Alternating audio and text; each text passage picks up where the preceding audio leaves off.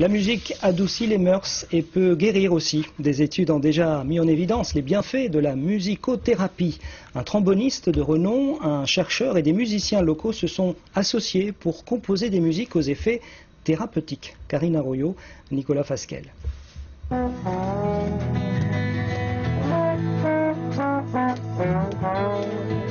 Cette mélodie n'est pas le fruit du hasard. Elle a été pensée pour parler au cerveau.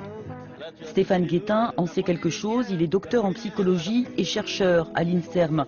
Ses meilleurs arguments, les preuves scientifiques. La musique en fait, peut agir directement sur les composantes même de la douleur et principalement en agissant sur la partie de la composante émotionnelle et affective.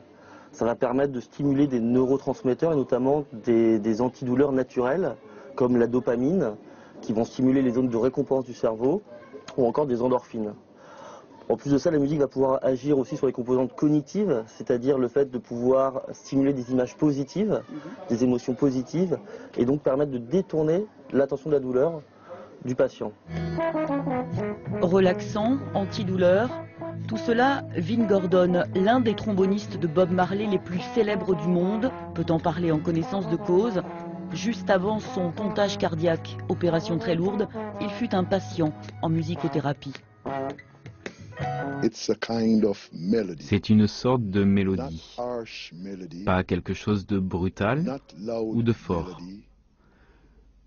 mais une mélodie légère et douce. C'était du Miles Davis? Oui, j'écoutais Miles Davis à la trompette, et c'était exactement une douce et légère mélodie. Et ça vous a été utile? Oui, très utile. Surtout pour oublier l'opération qui était en train de se dérouler.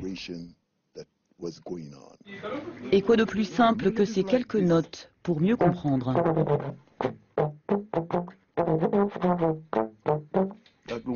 Cela ne t'aidera pas, mais un truc comme ça...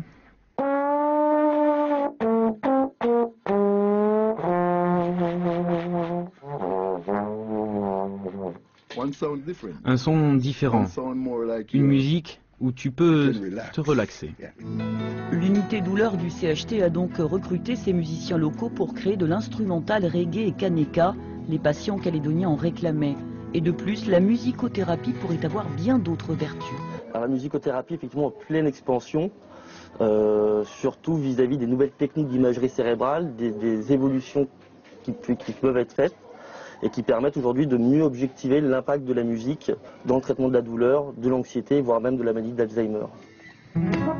Dans 2 mois, l'hôpital proposera ces mélodies aux patients qui se souviendront peut-être que le compositeur principal des thèmes n'est autre que Vin Gordon.